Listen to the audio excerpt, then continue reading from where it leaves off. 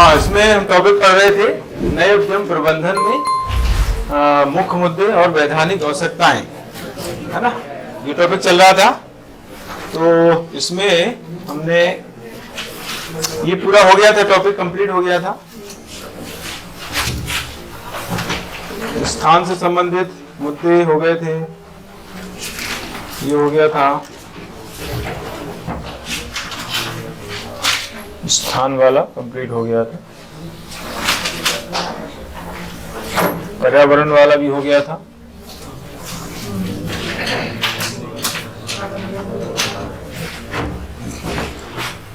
पर्यावरण हो गया था, प्रबंधन भी हो गया था ना। हाँ, प्रबंधन भी हो गया था। उसके बाद प्रबंधन के कौशल हो गए थे, प्रबंधन की तकनीकें हमने पढ़ ली थी। यहां तक हो गया था ना। इसमें मैंने एक नया पॉइंट AI जुड़वाया था यहाँ पर, तो ये पूरा हो गया था। अब आगे हम वैधानिक आवश्यकताएं करना है। हाँ, वैधानिक आवश्यकताएं ये हमें पढ़ना है। आपके सिलेबस में दो चीजें दी गई हैं, मुद्दे और वैधानिक आवश्यकताएं। वैधानिक आवश्यकताएं यानी इसमें स्टेटरी रिक्वायरमेंट दी गई हैं। वैसे तो लीगल रिक्वायरमेंट्स होना चाहिए, लेकिन आपके सिलेबस में ये वर्ड दिया है स्टेटरी रिक्वायरमेंट्स। तो जब कोई उद्यम स्थापित किया जाता है, संचालित किया जाता है, उसका प्रबंध किया जाता है, तो उसमें बहुत सारी फॉर्मेलिटीज होती हैं, उनको जो है फॉलो करना पड़ता है।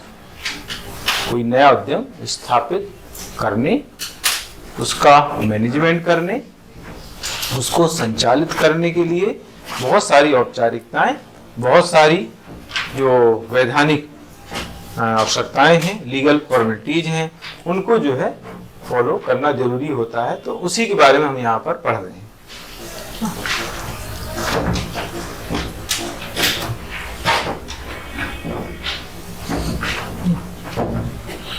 तो सरकार चाहती है कि आप जॉब नहीं करो, है ना।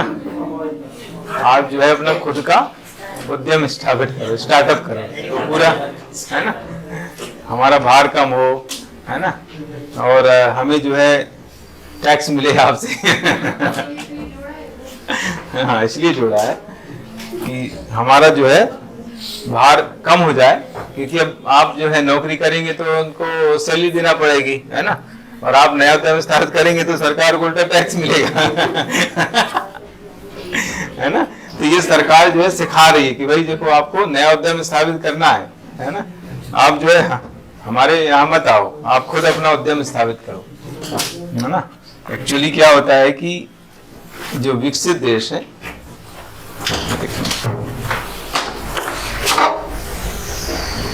जो विकसित देश है वहां पर, और विकासशील जो देश है वहां पर जो है एनवायरनमेंट में बहुत अंतर आता है। वहां पर जैसे हमारे यहाँ हमारे पेरेंट्स बोलते हैं कि बेटा बड़े होकर के पढ़ लिख जाओ और नौकरी करो, है ना।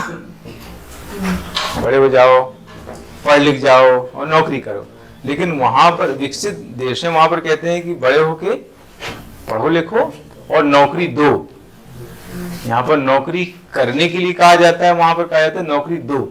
मतलब आप खुद अपना उद्यम स्थापित करो और लोगों को रोजगार दो, है ना।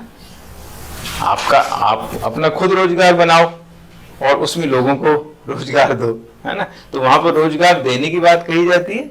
यहाँ पर रोजगार के लिए कहा जाता है आप रोजगार सरकार से मांगो, सरकार पर भार बनो। है ना। लेकिन अब सरकार अब चाह रही है कि आप हम पर भार नहीं बनो, है ना, हमारे पास नहीं आओ, आप नौकरी मांगने, खुद जो है अपना रोजगार स्थापित करो, स्टार्टअप करो और हमें टैक्स दो, है ना, जिससे हमें जो है फायदा हो। तो इसके लिए ये चीज जोड़ी गई है ना, सरकार ने इसलिए सारी चीजें जोड़ी हैं कि आपको पता चल जाए कि भाई आप कोई नया उद्यम स्थापित करना चाह रहे हैं तो आपको क्या करना पड़ेगा, क्या क्या रिक्वायरमेंट्स हैं उसकी, क्या क्या फॉर्मेलिटीज है, ये आपको पता होना चाहिए, है ना। तो सबसे पहले उसमें होता है उद्यम का पंजीकरण कराना पड़ता है ना। जो भी उद्यम आप स्थापित कर रहे हैं, चाहे छोटा हो चाहे बड़ा हो, उसको जो है संबंधित जो कार्यालय है, ऑफिस है, विभाग है, मंत्रालय है, वहां पर आपको अपने व्यवसाय का, अपने उद्यम का पंजीकरण कराना पड़ेगा, है ना। नॉर्मली जिला उद्योग केंद्र जो होते हैं वहां पर इनको स्थापित पंजीकरण कराना होता है। अभी अगली जो इसी यूनिट में जो अगली लाइन है उसमें भारत में उद्योगिता विकास करके दिया हुआ है, और भारत में उद्यमिता विकास के संबंध में संस्थान करके दिया है एक टॉपिक। स्टार्टअप इंडिया दिया है और मेक इन इंडिया दिया, उसके बाद एक टॉपिक दिया हुआ है भारत में उद्यमिता विकास के संबंध में बढ़ावा देने वाले संस्थान। तो उसमें फिर ये नाम आएगा, जिला उद्योग केंद्र का वहां पर नाम आता है, उसके बारे में हम डिटेल में वहां पर पढ़ेंगे, ठीक है। तो ये है उद्यम का पंजीकरण। कोई भी उद्यम आप स्थापित करना चाह रहे हैं, कोई भी स्टार्टअप करना चाह रहे हैं, चाहे वो छोटा हो चाहे बड़ा हो, उसका रजिस्ट्रेशन कराना होता है। अगर आप रजिस्ट्रेशन नहीं कराते हैं तो उसमें कुछ प्रॉब्लम भी हो सकती है।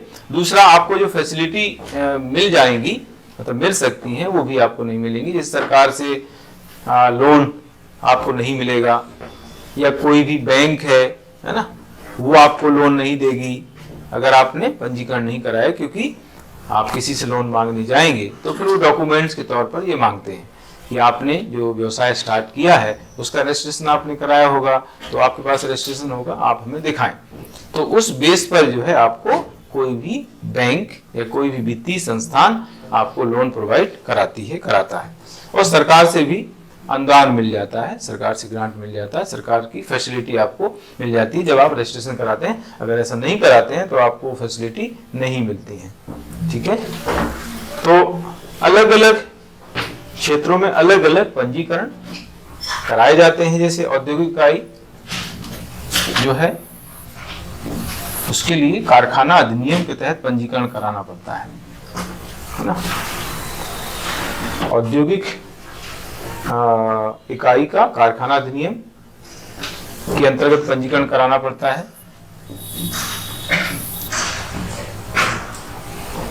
फैक्ट्री एक्ट जो होता है उसके अंतर्गत रजिस्ट्रेशन कराना पड़ता है। कोई भी औद्योगिक इकाई आप स्थापित करना चाह रहे हैं जिसमें जो है मजदूरों की जानकारी रहती है, जो भी आप लेबर रख रहे हैं उसकी जानकारी इसमें देना होती है, तो फैक्ट्री एक्ट जो है उसके तहत रजिस्ट्रेशन कराना पड़ता है किसी भी औद्योगिक इकाई का। ट्रेडमार्क जो अधिनियम है उसके तहत जो है, ट्रेडमार्क की एक ही वर्ड है, ट्रेडमार्क अधिनियम के तहत आपको रजिस्ट्रेशन कराना पड़ता है, क्योंकि आप जो भी प्रोडक्ट यूज कर रहे हैं उसका ट्रेडमार्क होता है, तो ट्रेडमार्क जो है कराना पड़ता है, लेना पड़ता है। तो ट्रेडमार्क अधिनियम के तहत रजिस्ट्रेशन होता है। इसके बाद जीएसटी के अंतर्गत पंजीकरण कराना पड़ता है, अगर आप उसके दायरे में आ रहे हैं तो, है ना। ये पंजीकरण कराना का कंडीशनल है, अगर आप जीएसटी के दायरे में आ रहे हैं तो आपको पंजीकरण कराना पड़ेगा, नहीं तो जरूरी नहीं होगा। मतलब उसके लिए टर्नओवर डिसाइड किया गया है ना। जीएसटी आप लोगों ने पढ़ा होगा, नहीं पढ़ा होगा तो पढ़ना पड़ेगा, है ना।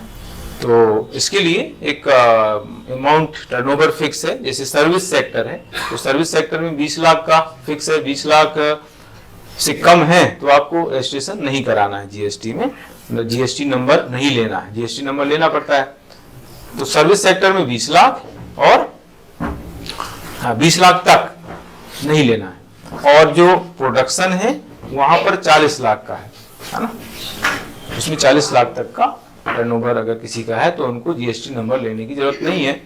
20 लाख से ज्यादा सर्विस सेक्टर में, प्रोडक्शन है, मैन्युफैक्चरिंग है, तो वहां पर 40 लाख से ज्यादा का अमाउंट अगर टर्नओवर में आता है तो जो है जीएसटी नंबर आपको लेना पड़ेगा, जीएसटी के अंतर्गत आपको रजिस्ट्रेशन कराना पड़ता है। अगर आप नहीं कराया है तो आपके खिलाफ जो है, जो कॉमर्शियल जो विभाग है वो आपके खिलाफ कार्रवाई करेगा, आप पर पेनल्टी लगाएगा और छापे पड़ेंगे, है ना, छापे पड़ते हैं। श्रम कानूनों के अंतर्गत पंजीकरण कराना पड़ता है ना। श्रम कानून जो है अगर आप उसके दायरे में आ रहे हैं तो आपको पंजीकरण कराना पड़ेगा। इसके बाद आता है पंजीकरण के बाद कुछ लाइसेंस लेने होते हैं ना। गुमास्ता लाइसेंस लेना होता है। गुमास्ता लाइसेंस में क्या है, नगर निगम से मिलता है ये। तो इसमें क्या है, आपको आपके कारखाने में या आपकी जो कंपनी है, आपका जो ऑफिस है, उसमें आप कितने लोगों को काम पर रखे हुए हैं उनकी आपको डिटेल देना पड़ती है कि इतने लोग हमारे यहाँ पर काम पर लगे हुए हैं, काम कर रहे हैं, तो उनकी जानकारी आपको देना पड़ेगी, कितने लोग हैं, उनका परिचय आपको देना पड़ेगा, उनका एड्रेस बताना पड़ेगा। तो इसको कहते हैं गुमास्ता लाइसेंस। औद्योगिक लाइसेंस, औद्योगिक लाइसेंस जो है ये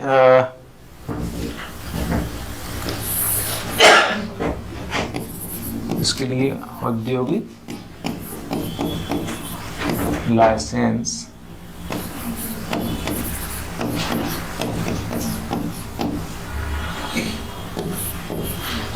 विकास एवं नियमन अधिनियम 1951 के तहत ये लाइसेंस लिया जाता है। कोई भी आप उद्योग स्थापित करना चाह रहे हैं तो ये लाइसेंस लेना पड़ता है। स्थानीय जो संस्था है, नगरीय क्षेत्र है तो नगरीय निकाय, नगर पंचायत, नगर पालिका, नगर निगम से आपको अनुमति लेना पड़ेगी।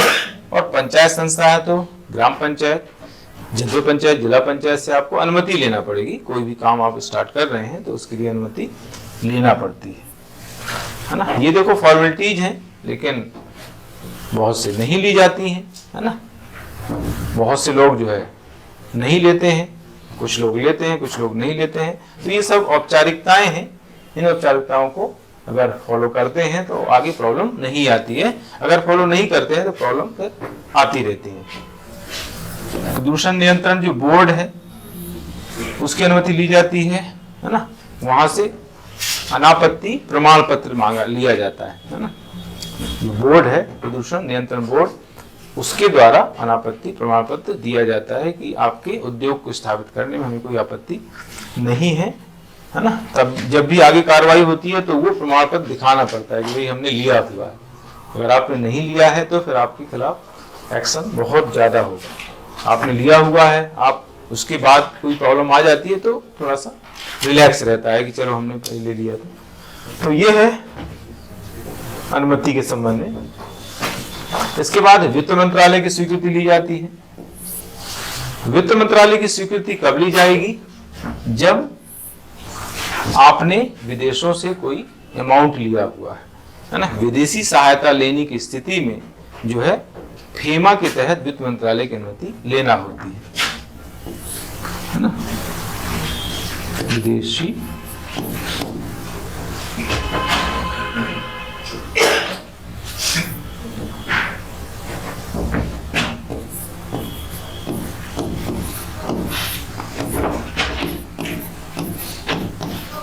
सहायता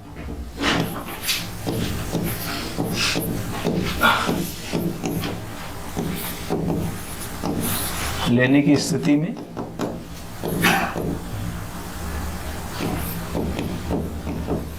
फीमा के अंतर्गत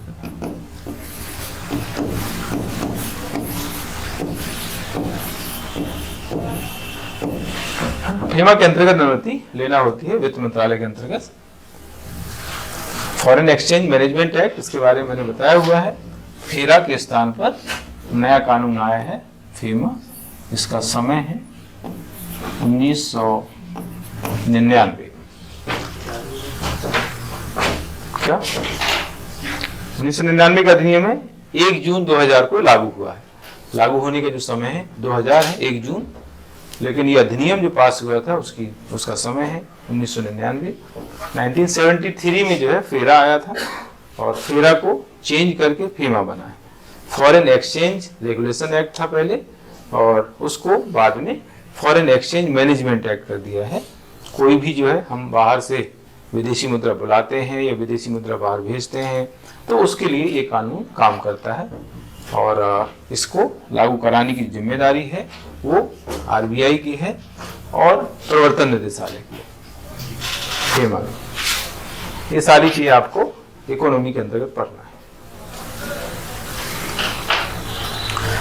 कोई भी भवन आप बनाना चाहते हैं तो उसके लिए नक्शा पास कराना पड़ता है ना। जो कोई भी निकाय है, नगरीय निकाय है या पंचायत निकाय है, वहाँ से जो है नक्शा पास आपको कराना पड़ेगा। अगर भवन आप बना रहे हैं उसके लिए तो, अगर ये तो सभी के लिए है, आप रहने के लिए भवन बना रहे हैं तो वहाँ भी नक्शा पास कराना पड़ेगा, या आप किसी बिजनेस के पर्पज से कोई भवन बना रहे हैं तो उसमें भी नक्शा पास कराना है, तो कॉमन सभी के लिए है। आयकर अधिनियम जो है ना, आयकर अधिनियम एक्चुअली 1961 का है, ये है ना, इसका ईयर है 1961, आयकर अधिनियम, है ना। इनकम टैक्स एक्ट 1961 है, 62 से लागू है, 1 अप्रैल 1962 से लागू है। और इसके तहत जो है आपको स्थायी खाता संख्या यानी पैन, परमानेंट अकाउंट नंबर आपको लेना पड़ता है, उसको बोलते हैं पैन कार्ड, है ना। ये भी सभी के लिए है ना, आजकल तो खैर सभी के लिए जरूरी कर दिएगा, पैन कार्ड तो कॉमन हो गया है ना। तो और ये इनकम टैक्स जो डिपार्टमेंट है उसके द्वारा जारी किया जाता है पैन कार्ड। जो भी आप लेन देन करते हैं, ट्रांजैक्शन जो भी आप करते हैं, उसमें सारा यहाँ पर दर्ज हो जाता है ना। आजकल तो कोई बड़ा ट्रांजैक्शन आपको करना है तो उसके बिना तो होगा ही नहीं। 50 लाख से ज्यादा, सॉरी मैंने 50,000 से ज्यादा का ट्रांजैक्शन आप कर रहे हैं तो उसके लिए पैन कार्ड तो लगेगा ही, ठीक है। तो ये है पैन कार्ड, ये सभी में, हर तरह के ट्रांजैक्शन में इसकी जरूरत पड़ती है। निर्यात लाइसेंस प्राप्त करना, अगर आपको जो है कोई वस्तु एक्सपोर्ट करना है तो निर्यात लाइसेंस लेना पड़ेगा। अगर नहीं करना है तो इसकी जरूरत नहीं है। ये कंडीशन के हिसाब से, जैसी कंडीशन रहती है उद्यमी की, उसके अकॉर्डिंग जो है ये अलग अलग लाइसेंस या अलग अलग रजिस्ट्रेशन कराना होते हैं। सभी को ये कराने की जरूरत नहीं होती है ना। निर्यात लाइसेंस केवल उसी को लेना पड़ेगा अगर वो अपने प्रोडक्ट को बाहर भेजना चाह रहा है या बाहर भेज रहा है, तो उसको ये लाइसेंस लेना पड़ता है। वाणिज्य मंत्रालय होता है, उसके पास से ये लाइसेंस मिलता है। खाद्य विभाग के अंतर्गत लाइसेंस लेना, अगर आप जो है कोई खाने की वस्तु निर्मित कर रहे हैं, करना चाह रहे हैं, तो आपको खाद्य विभाग से लाइसेंस लेना पड़ेगा। जो ऐसी वस्तु नहीं बना रहा है तो उसको ये लेने की जरूरत ही नहीं है ना। मैंने भी बताया कि ये जितनी भी फॉर्मेलिटीज हैं वो सभी के लिए जरूरी नहीं है, ये कंडीशनिंग है। अगर आप जो है उसके दायरे में आ रहे हैं तो आपको लेना है, नहीं तो नहीं लेना है। अब आप खाने की चीज बना ही नहीं रहे हैं, है ना, आप क्रीम बना रहे हैं, तो फिर इसकी जरूरत क्या है तो डिपेंड करता है आप क्या, कौन सा व्यवसाय कर रहे हैं, कौन सा उद्यम कर रहे हैं, है ना। पेटेंट संबंधी कानून का पालन जो है करना होता है, जो भी कानून रूल्स रेगुलेशन है ना। कोई वस्तु आप यूज कर रहे हैं, उसमें अगर किसी ने पेटेंट करवाया हुआ है तो उसमें जो रूल्स रेगुलेशन होते हैं उसको फॉलो करना पड़ता है। ये सब आपको पेटेंट वाला जो ट्रिम्स है ना, बौद्धिक संपदा है, ये आपको मेरे ख्याल से टेक्नोलॉजी में आएंगे तो वहां पर ये सब चीजें आप लोग पढ़ेंगे पेटेंट के बारे में। अब ये हो गया वैधानिक आवश्यकताएं वाला टॉपिक मैंने कराया है, ये पूरा हो जाता है। अब कोई भी उद्यम स्थापित करना है, उसका मैनेजमेंट करना है, तो उसमें क्या क्या चुनौतियां हैं, क्या क्या समस्याएं आपको रहेंगी, किनका सामना आपको करना पड़ेगा, किन चुनौतियों का, समस्याओं का आपको सामना करना पड़ेगा, तो उसके बारे में हम यहाँ पर पढ़ने वाले हैं, है ना। कोई नया उद्यम स्थापित करना है, उसका मैनेजमेंट करना है, उसको संचालित करना है, तो उसके लिए जो है बहुत सारी चुनौतियां होती हैं, उनका सामना हमें करना पड़ता है।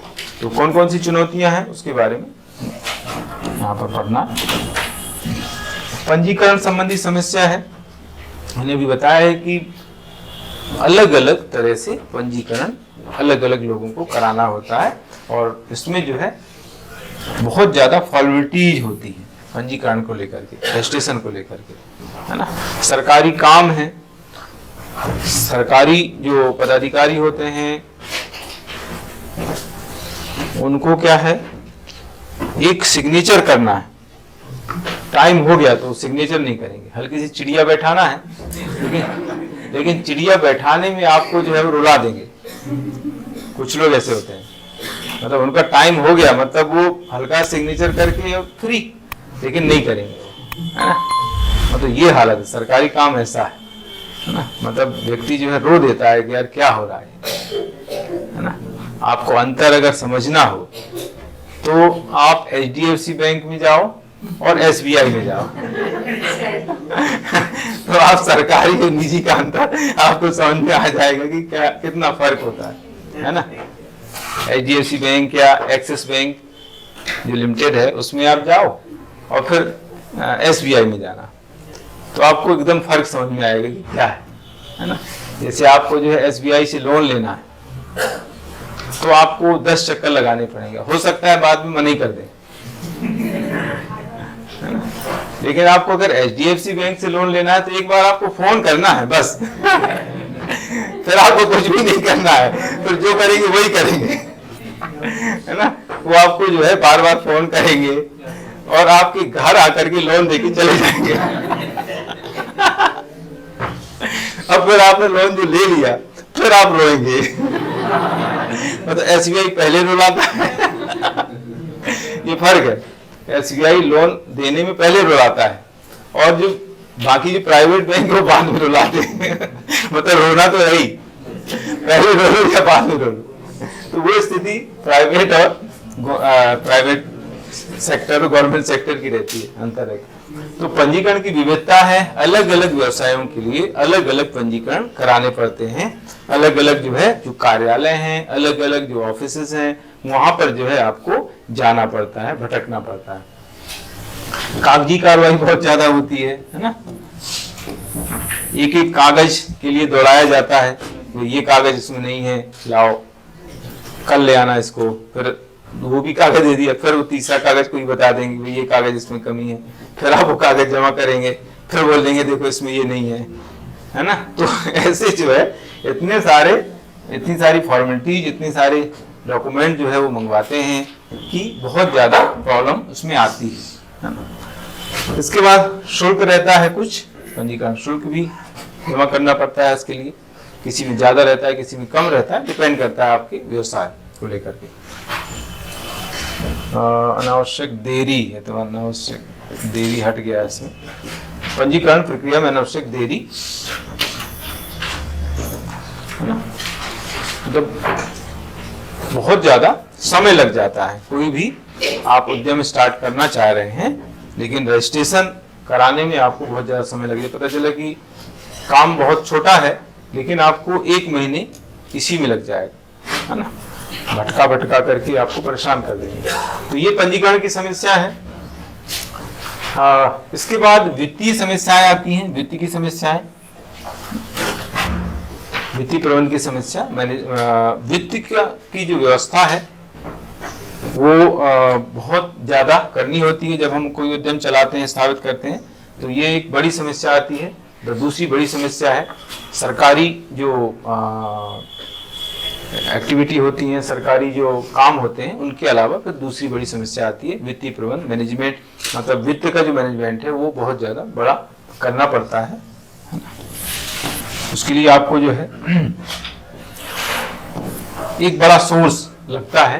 कोई भी नया उद्यम स्थापित करना है तो वित्तीय स्रोत की जरूरत पड़ती है, फिर उसको जो है मैनेजमेंट करना पड़ता है। कर्मचारी प्रबंधन, कार्मिकों की जरूरत पड़ती है नए उद्यम को स्थापित करने में। एक कार्यकुशल, योग, दक्ष कार्मिकों की जरूरत पड़ती है ना। विपणन प्रबंध की समस्या, है ना। आपने कोई भी प्रोडक्ट बनाया है तो उसको बेचने किसको लेकर के भी जो है एक मैनेजमेंट की समस्या रहती है। कैसे आप जो है उसको मार्केट में लाएंगे, कैसे उसका एडवर्टीजमेंट करेंगे, कैसे लोगों तक पहुंचाएंगे, कैसे लोगों को बताएंगे, है ना। तो ये विपणन प्रबंध के अंतर्गत आता है। तो ये बड़ी समस्या होती है कि हमने प्रोडक्ट तो बना लिया है लेकिन हम लोगों तक कैसे उसको पहुंचाएं। पहले तो लोगों को जानकारी उसकी हम कैसे दें, है ना। ये जो हमने प्रोडक्ट बनाया अच्छा प्रोडक्ट है लेकिन लोगों को जानकारी देना पड़ेगी, तब तो लोग वो डिमांड करेंगे, है ना। तो इसमें हम आपको विज्ञापन तभी सिलेक्ट करना पड़ेगा। और मैंने आप लोगों को इसके पहले बताया है कि वो आपके प्रोडक्ट के हिसाब से आपको जो है चैनल सिलेक्ट करना पड़ेगा, किस चैनल के माध्यम से हम जो है उसको बताएं उपभोक्ता को, जनता को, है ना, और फिर कैसे उसको जनता तक पहुंचाएं। पहले तो आप उसके बारे में बताना पड़ेगा। वो कैसे बताएंगे? विज्ञापन के माध्यम से बताएंगे। और फिर एक चैनल सिलेक्ट करना पड़ेगा जिसके जरिए जो है आप उपभोक्ता तक उसको पहुंचाएं। तो ये सारी चीजें विपणन प्रबंधन के अंतर्गत आती हैं। तो ये बड़ी समस्या होती है। जीएसटी संबंधी औपचारिकताएं रहती हैं, बहुत सारी फॉर्मेलिटी जो है उनको फॉलो करना पड़ता है। तो फिर भी जब जीएसटी उस समय आया था तो उस समय जो है सीए ही परेशान थे। सीए को ही नहीं समझ में आ रहा था कि ये है क्या, है ना। तो आम जनता को तो समझ में क्या आएगा। अब धीरे धीरे कुछ चीजें समझ में आई हैं, लेकिन अभी भी बहुत सारी चीजें ऐसी हैं जो आम जनता के समझ से परे है ना। सीए तो फिर भी समझ गए हैं क्योंकि वो उनका काम ही है, लेकिन आम जनता के समझ में अभी भी चीजें कुछ नहीं आती है ना। बहुत सारी जटिलताएं हैं। तो ये भी एक बहुत बड़ी समस्या है, बहुत बड़ी चुनौती रहती है जीएसटी की फॉर्मेलिटी पूरी करना, है ना। और इसमें समस्या क्या आती है, देखिए जैसे यह करों की अधिकता, ये इसके अंतर्गत आएगा। टैक्स जो है बहुत ज्यादा देना पड़ता है, किसी उद्यमी को टैक्स बहुत ज्यादा देना पड़ता है। विदेशी जो अर्थशास्त्री हैं ये कहते हैं कि अगर कोई भारतीय ईमानदारी से टैक्स चुकाए तो उसके पास खाने को भी नहीं पैसे बचे। इतने सारे टैक्स उसको देना पड़ते हैं। तो कर चोरी करनी पड़ती है, टैक्स की चोरी तो उसको करनी पड़ेगी ना। अगर वो नहीं करेगा तो खाएगा क्या, बचाएगा क्या, है ना। बचाना तो क्या, खाने के लिए लाले पड़ जाएंगे, ये हालत होती है। एक व्यक्ति को, अब आप सोचो एक व्यक्ति को कितने टैक्स देना है। मान लीजिए उसकी कंपनी है तो उसको कॉर्पोरेट टैक्स देना है ना, निगम कर देना है। टर्नओवर को लेकर के उसको जीएसटी देना है। पर्सनल इनकम को लेकर के उसको इनकम टैक्स देना है। उसकी प्रॉपर्टी है तो प्रॉपर्टी टैक्स देना है ना। फिर बाकी जो इनडायरेक्ट टैक्स तो बहुत सारे हैं। इसके अलावा बाहर वो भेज रहा है या बाहर से बुला रहा है तो उसको कस्टम ड्यूटी देना है, सीमा शुल्क देना है। तो एक व्यक्ति को कितने सारे टैक्स चुकाने पड़ते हैं अलग अलग सेक्टर में, है ना। तो करों की इतनी ज्यादा अधिकता है कि व्यक्ति जो है फिर उसको मजबूर होकर के टैक्स की चोरी करना पड़ती है ना। और कुछ बहुत सारे ऐसे अनैतिक तरीके अपनाने पड़ते हैं, अवैध तरीके, इलीगल तरीके अपनाने पड़ते हैं, है ना, मजबूरी में। और ये सिखाता कौन है? ये सीए सिखाते हैं, है ना। ऐसा करने को सीए सिखाते हैं कि ऐसा कर लो, क्योंकि उनको पैसे मिलते हैं इस चीज के। सीए के पैसे इसी के मिलते हैं, है ना। सीए जो है गवर्नमेंट को चूना लगा करके पैसे कमाते हैं, है ना। मतलब उनके पैसे इसी के हैं, गवर्नमेंट को नुकसान उससे होता है ना। चूना लगाते रहते हैं, देखो ऐसा कर लो, ये कर लो, ठीक है। तो ये एक बहुत बड़ी समस्या है किसी उद्यमी के लिए कि टैक्स का बोझ उसके पास, उसके ऊपर बहुत ज्यादा रहता है ना। करों की अधिकता बहुत ज्यादा रहती है। एक व्यक्ति को अलग अलग टाइप के कर चुकाने होते हैं। ऊंची ब्याज दरें, अगर कोई उधार ले रहा है, लोन ले रहा है, तो उसकी जो दरें हैं वो बहुत ज्यादा ऊंची रहती है ना। और लोन तो लेना पड़ता है ना। बिना लोन लिए जो है कोई भी व्यवसायी, कोई भी उद्यमी काम नहीं कर पाता है। और कई बार तो टैक्स बचाने के लिए लोन लिया जाता है ना। कई जो उद्यमी होते हैं जिनको बहुत ज्यादा इनकम टैक्स पे करना होता है, तो वो टैक्स बचाने के चक्कर में लोन लेते जाते हैं, है ना। तो इससे क्या है, ब्याज दरें बहुत ज्यादा ऊंची हो जाती हैं और कई बार घाटा बहुत बड़ा लग जाता है। घाटा लग गया तो बहुत ज्यादा वो कर्ज में डूब जाते हैं, है ना। तो फिर उधार लेने के लिए लोन लेते रहते हैं, मतलब लोन उधार चुकाने के लिए लोन लेते हैं। एक जगह से लोन लिया, अब उसको चुकाना है तो दूसरी जगह से लोन लेंगे, तो उसको चुकाना है तीसरी जगह से लोन लेंगे। तो इस तरीके से ये स्थिति चलती रहती है, प्रक्रिया चलती रहती है ना। मतलब उधार लेके घी पीने वाली स्थिति चलती रहती है ना। जैसे चार्वाक का दर्शन है, यावत जीवेत सुखम जीवेत। चार्वाक कहते हैं यावत जीवेत सुखम जीवेत ऋणम कृत्वा घृतम पीवेत। जब तक जियो सुख से जियो और उधार लेकर के घी पियो, है ना।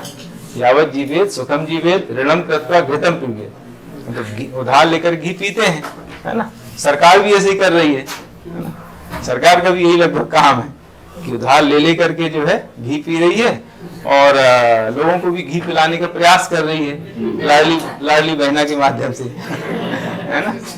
तो ये स्थिति है। हाँ, तो ये है उत्पाद संबंधी, उत्पाद तथा बाजार संबंधी समस्याएं हैं, इसके बारे में हम लोग पढ़ चुके हैं।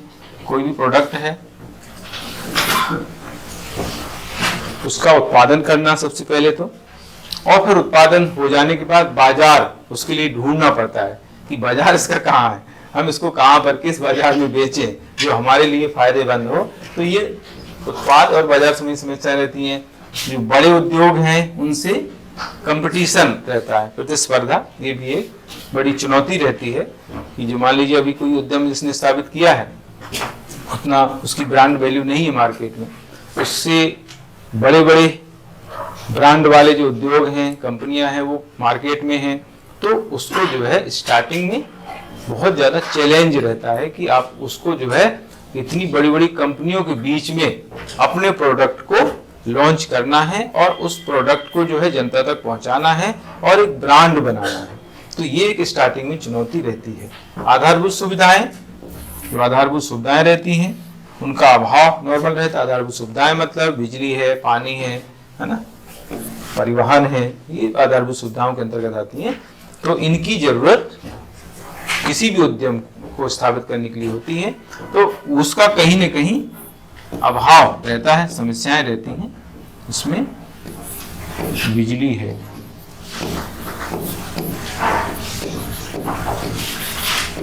पानी है, भूमि है,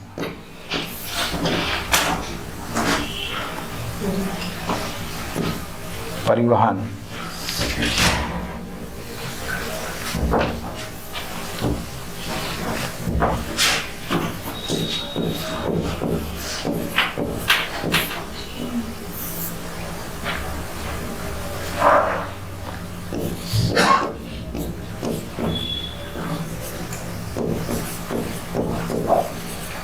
मानव संसाधन,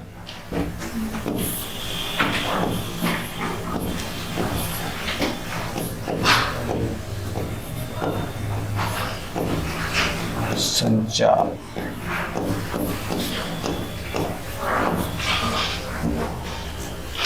है ना। ये कुछ आधारभूत जो सुविधाएं हैं उनकी कमी ज्यादातर रहती है, तो उस वजह से भी जो है उद्यम को स्थापित करना, उसका मैनेजमेंट करना, उसमें काफी समस्याएं रहती हैं। नवीन तकनीकी का अभाव पाया जाता है। वर्तमान में जो है जो भी उद्यम स्थापित करते हैं उसमें नवीन तकनीक की जरूरत पड़ती है, लेकिन कभी कभी जो है नवीन तकनीक नहीं मिल पाती है, उपलब्ध नहीं हो पाती है। इससे भी जो है हम उद्यम को सही ढंग से मैनेज नहीं कर पाते हैं, उसको संचालित करने में काफी प्रॉब्लम्स आती हैं। तो ये इस तरह से चुनौतियां, समस्याएं मैंने बताई हैं। इसके आगे है इनके लिए क्या सुझाव हम दे सकते हैं, है ना। नए उद्यम को स्थापित करने, उसका प्रबंध करने के लिए जो चुनौतियां हमारे समक्ष हैं, उनके लिए क्या सुझाव हम दे सकते हैं, है ना। समस्याओं के लिए सुझाव, तो सुझाव के संबंध में ये है कि जो भी लीगल फॉर्मेलिटीज हैं उनको सरल बनाना, है ना। उनकी जो प्रक्रिया है उनको सरल और समझने योग्य बनाना, लोग उसको समझ पाए। जैसे पंजीयन, लाइसेंस है, निर्धारण है, कर निर्धारण है, कर का भुगतान है, ये जितनी भी औपचारिकताएं हैं, जितनी भी फॉर्मेलिटीज हैं, उनको सरल बनाना, आम जनता के समझने योग्य बनाना, जिससे जो है आम जनता उसको निभा सके, जो भी औपचारिकताएं उनको निभा सके। इस तरीके से उनको सरल बनाने की बात यहाँ पर हम बता सकते हैं। कोई भी उद्योग का संचालन होता है, सरकारी हो, निजी हो, उसमें जो है अधिकारियों का एक हस्तक्षेप बहुत ज्यादा रहता है। देखिए, जो भी चुनौतियां होती हैं वो चुनौतियां हम जो है कहाँ से लेते हैं, चुनौती जो समाधान लेते हैं होते हैं वो समाधान हम चुनौतियों से लेते हैं। हमारे समक्ष जो चुनौतियां हैं, जो समस्याएं हैं, वहीं से हम जो है उनके समाधान के पॉइंट ले लेते हैं। ठीक है, तो कहीं ना कहीं उससे संबंधित ही रहते हैं, ये चुनौतियों से संबंधित पॉइंट रहते हैं, है ना। उद्योग के संचालन में जो भी अधिकारी हैं, संबंधित जो अधिकारी हैं, निरीक्षक हैं, उनका हस्तक्षेप रहता है। यहाँ पर हम लिख सकते हैं संबंधित, है ना, संबंधित, तो और क्लियर हो जाएगा, है ना। उस उद्योग से संबंधित जो पदाधिकारी हैं और जो भी ऑफिसर्स, निरीक्षक यानी इंस्पेक्टर्स जो होते हैं, उनका हस्तक्षेप बहुत ज़्यादा रहता है, तो उसको कम करने की इसमें बात कही गई है। और जो उद्यम से रिलेटेड डिपार्टमेंट है, वाणिज्य विभाग है, उद्यम विभाग है ना, वहाँ पर जो है जो भ्रष्टाचार व्याप्त है उस पर अंकुश लगाने का सुझाव हम दे सकते हैं। वाणिज्य विभाग या उद्योग विभाग में जो भी भ्रष्टाचार है, क्योंकि वहां पर जो भी काम करवाने जाओ उसमें पैसे लोग मांगते हैं पदाधिकारी, तो उसमें जो भ्रष्टाचार व्याप्त है उसको जो है समाप्त करने, कम करने की बात कही गई है। अनावश्यक जो अनुमतियां होती हैं, स्वीकृतियां होती हैं, उससे समय ज्यादा लग जाता है ना। जो भी हम अनुमति मांगने जाते हैं सरकारी कार्यालय में, तो उसमें अनावश्यक विलंब होता है, मतलब गैर जरूरी तरीके से विलंब होता है। उससे क्या है कि हमारा जो उद्योग है उसको हम स्टार्ट करने में हमें समय लग जाता है। तो वो जो अनावश्यक विलंब है, जो समय सीमा है, उसको जो है समय सीमा में प्रदान करने की बात कही गई। तो इस तरीके से ये सुझाव है, 4 पॉइंट है इसमें, हटा दूं इसको।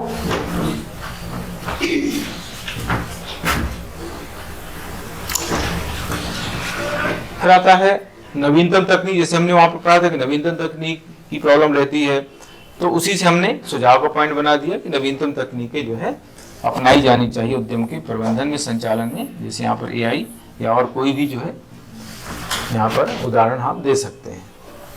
उद्यम के प्रबंध में नई नई जो तकनीकें मार्केट में आ रही हैं, उनको जो है अपनाया जाना चाहिए, जिससे हम सही तरीके से प्रबंध, उसका मैनेजमेंट कर सकें। मैंने अभी बताया कि मानव संसाधन की भी प्रॉब्लम आती है। मानव संसाधन को लेकर, कार्मिक प्रबंध को लेकर एक समस्या मैंने बताई है। तो इसके लिए जरूरी ये है कि जो मैनेजमेंट है उसके लिए योग्य तथा दक्ष जो कार्मिक है उनको नियुक्त किया जाना चाहिए ना। प्रबंध की जो कार्य है, योग्य तथा दक्ष जो कार्मिक हैं उनको नियुक्त करने की बात यहाँ पर हम बता सकते हैं।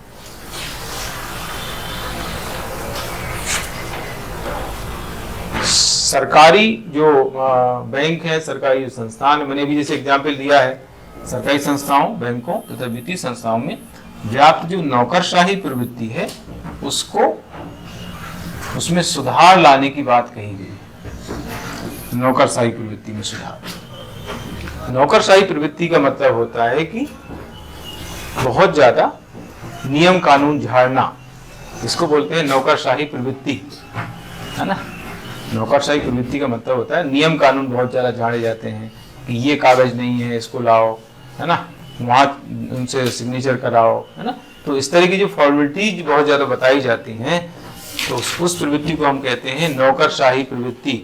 और इसी से एक दोष निकल के आता है, उसको हम कहते हैं लाल फीताशाही।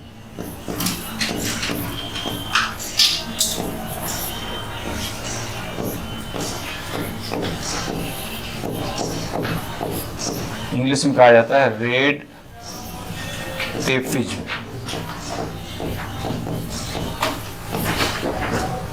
लाल फीताशाही एक वर्ड आता है इसमें, रेड टेपिज्म। ये नौकरशाही प्रवृत्ति का ही परिणाम कहें या दुष्परिणाम कहें, जो भी है ना। किसी के लिए परिणाम है, किसी के लिए दुष्परिणाम, है ना। तो ये इसी वजह से आती है प्रॉब्लम, लाल फीताशाही। लाल फीताशाही ये वर्ड जो है, जब हम उस समय पब्लिक एड पढ़ते जब तो हट गया, वो सिलेबस में है, बाहर कर दिया, तो वहां पर इसका वर्ड बार बार आता था, लाल फीताशाही। इसमें क्या होता है कि कोई फाइल किसी भी अधिकारी के पास आई, है ना, अब उस फाइल को उसको चेक करना है, चेक करता है, लेकिन चेक करने के लिए उसके पास समय नहीं,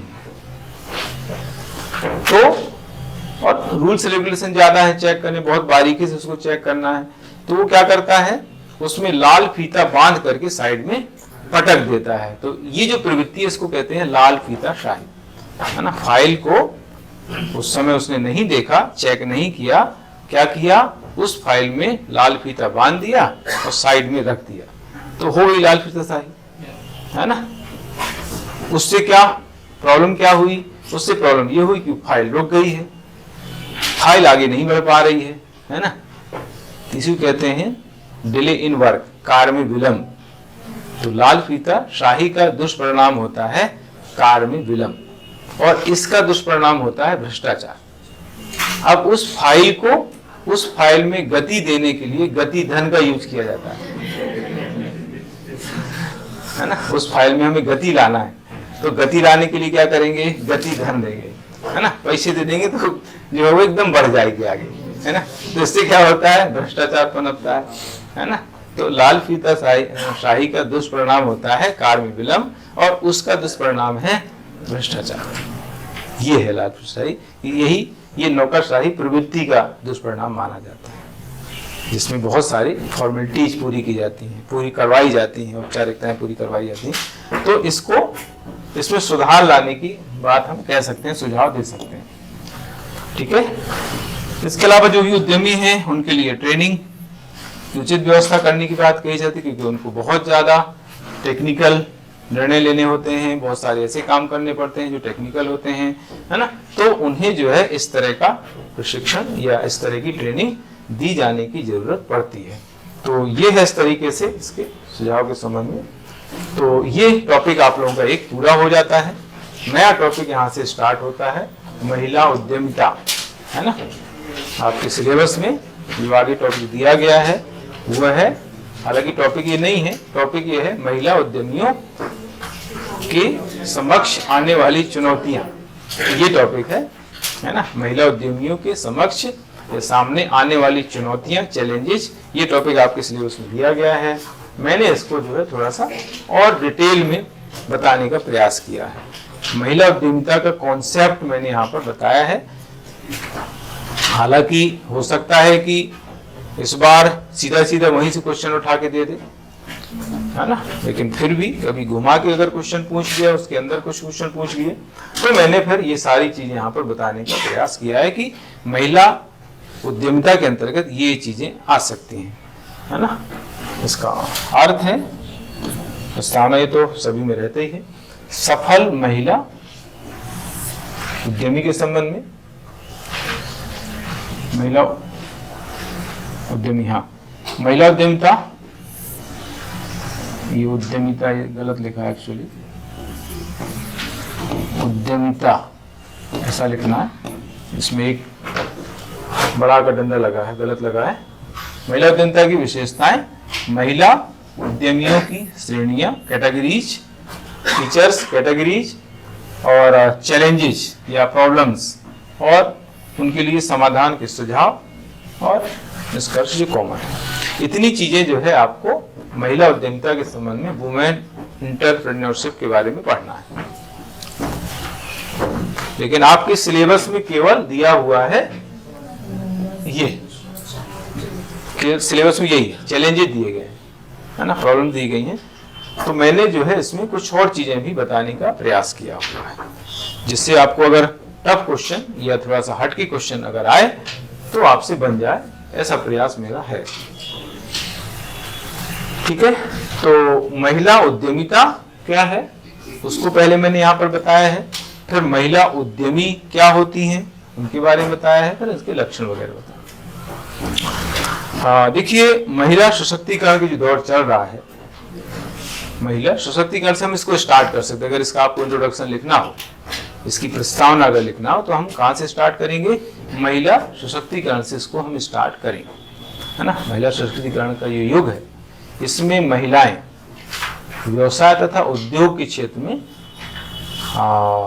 महत्वपूर्ण भूमिका निभा रही हैं, और इसी को लेकर के उद्यमिता के क्षेत्र में महिला उद्यमिता की अवधारणा विकसित हुई है, ऐसा हम स्टार्ट कर सकते हैं, है ना। महिलाओं ने सामाजिक क्षेत्र के साथ साथ उद्यमिता के क्षेत्र में भी महत्वपूर्ण प्रगति की है, महत्वपूर्ण कार्य किया है। इसीलिए उद्यमिता के क्षेत्र में महिला उद्यमिता की अवधारणा अस्तित्व में आई है, विकसित हुई है। ऐसा आपको जो है इंट्रोडक्शन लिखना है। अगर आपको कभी 11 नंबर में यहां से क्वेश्चन आता है, महिला उद्यमिता से रिलेटेड क्वेश्चन आता है तो, है ना, महिला सशक्तिकरण के इस दौर में महिलाओं द्वारा उद्योग तथा व्यवसाय के क्षेत्र में विशेष प्रगति की गई है, इसी परिप्रेक्ष्य में उद्यमिता के अंतर्गत महिला उद्यमिता की अवधारणा अस्तित्व में आई है या विकसित हुई है, ऐसा करके आपको इंट्रोडक्शन इसका बताना है।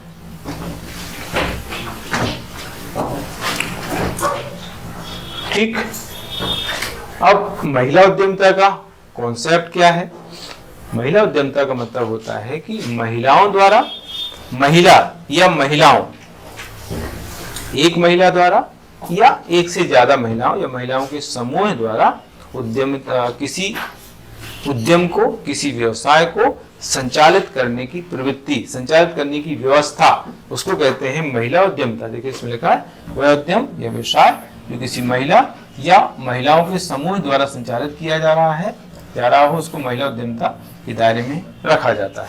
और ऐसी जो महिलाएं हैं जो उद्यम का संचालन करती हैं, उनको हम कहेंगे महिला उद्यमी, है ना। ठीक है, ऐसी अवधारणा जिसमें उद्यम का जो संचालन है, किसी व्यवसाय का जो संचालन है, महिला या महिलाओं के समूह द्वारा किया जाता है, तो इस अवधारणा को, इस कॉन्सेप्ट को हम कहते हैं महिला उद्यमिता की अवधारणा। और जो महिलाएं उद्यम का संचालन करती हैं, व्यवसाय करती हैं, उनको हम कहते हैं महिला उद्यमी, है ना, वुमेन इंटरप्रेन्योर, और इसी से बन गया वुमेन इंटरप्रेन्योरशिप। ठीक है, जैसे मैंने बताया था स्टार्टिंग में, उद्यमिता जब स्टार्टिंग में कराया था तो उसमें मैंने पूरा एक सीक्वेंस बताया था कि उद्यम होता है किसी व्यवसाय को चलाने के लिए, हम किसी काम को करने के लिए हम कोई व्यवसाय स्थापित करते हैं, स्टार्ट करते हैं, तो वो उद्यम होता है ना, इंटरप्राइज, उद्यम को बोलते हैं इंटरप्राइज। और ऐसा करने वाला वो हो गया उद्यमी, और ऐसा करने की उसमें योग्यता है, उसको कहते हैं उद्यमिता। तो इसको भी हम ऐसे लिख सकते हैं, उद्यम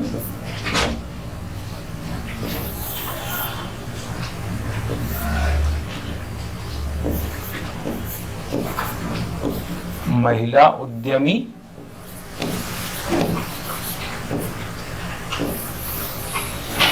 और महिला उद्यमिता।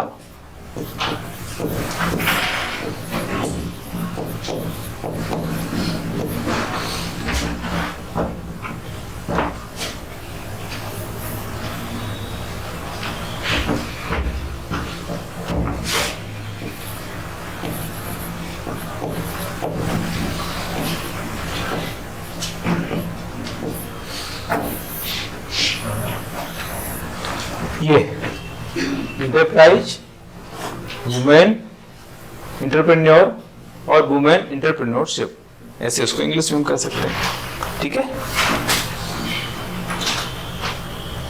कोई भी उद्यम जो स्थापित किया गया है उसको महिला ने स्थापित किया है तो महिला उद्यमी कहेगी, और इस तरह की जो व्यवस्था है, इस तरह की जो योग्यता है उसमें महिला में, तो उसको कहते हैं महिला उद्यमिता, है ना।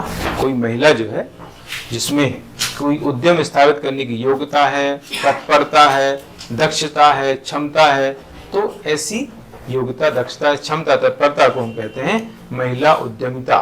तो इस तरीके से ये मैंने आज यहाँ पर ये स्टार्टिंग का पोर्शन बताया है, और कल हम इसमें आगे इसका डिटेल करेंगे। महिला उद्यमिता संबंधी टॉपिक कल आप लोगों का कंप्लीट हो जाएगा। तो इसके आगे लास्ट लाइन बचेगी इस यूनिट की लास्ट लाइन बचेगी, भारत में उद्यमिता का विकास, startup India, make in India और भारतीय उद्यमिता को बढ़ावा देने वाले संस्थान, इतना इसमें बचेगा। तो भारतीय उद्यमिता के संबंध में लास्ट में बचेगा, तो वो भी ज्यादा समय नहीं लगेगा उसमें।